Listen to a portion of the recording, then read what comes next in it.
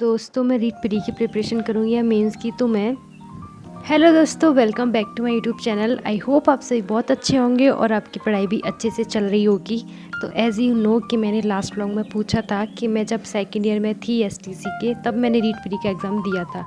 तो क्या वो मेरा एलिजिबल माना जाएगा या नहीं माना जाएगा।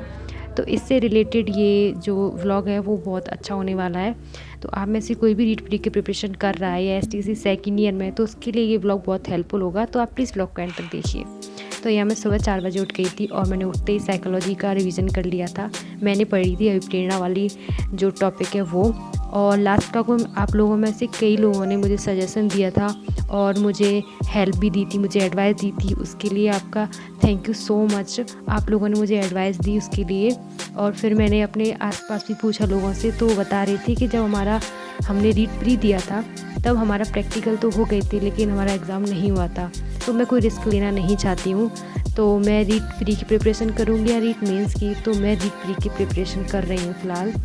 और मैं मेंस की भी आगे चल के कुछ दिनों बाद एक सब्जेक्ट उठा लूँगी, क्योंकि अभी जैसा कि आप लोगों को पता है कि अब जो रीट प्री की प्रिपरेशन है जो एग्ज़ाम है वो फरवरी में होगा। तो मैं खाली रीट प्री की प्रिपरेशन करूँ और मेंस को बिल्कुल ही ना टच करूँ या उसकी कोई भी सब्जेक्ट को ना उठाऊँ, तो ये तो सही नहीं लग रहा है मुझे। तो फिर मैं उसकी भी एक सब्जेक्ट उठा लूँगी। तो ऐसा है। तो फिर मैं रीट प्री की प्रिपरेशन कर रही हूँ, ये डिसाइड हो चुका है।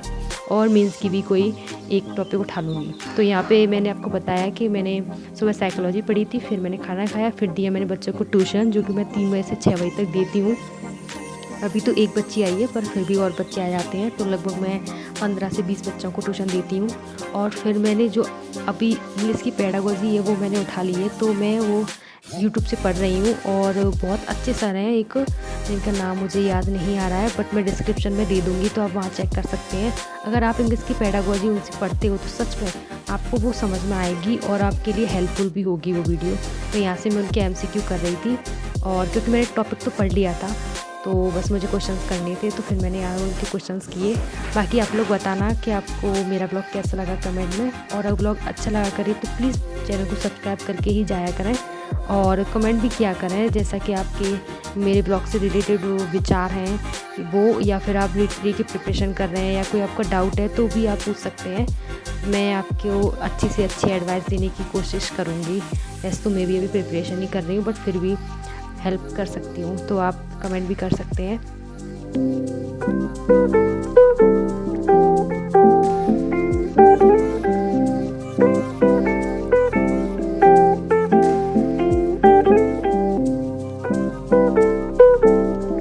उसके बाद मैंने किया था अपने रूम को साफ शाम को ट्यूशन पढ़ाने के बाद, और क्योंकि मेरा भैया आया हुआ है, तो फिर वो पता नहीं क्यों मेरे रूम को एकदम बेकार सा कर देता है, तो मुझे अच्छा नहीं लगता। मैं एकदम साफ़ सफाई वाली ही होती हैं लड़कियां, तो सब साफ़ सफाई वाली होती हैं, और सबके भैया ऐसे ही होते हैं, पता नहीं क्यों। अगर आपके भैया भी ऐसे हैं तो प्लीज़ कमेंट करना। और फिर मैं ऊपर छत पे चली गई थी, क्योंकि जब भी आपको मेरे हिसाब से आपको स्टूडेंट लाइफ में आपको जब भी टेंशन होती है, पढ़ाई की टेंशन होती है या फिर किसी भी चीज़ की टेंशन होती है, तो आप अपना वक्त फ़ोन के साथ ना बिताकर या फिर 2 लोगों से बात ना कर अगर नेचर के साथ बिताते हैं तो आपको बहुत अच्छा लगता है।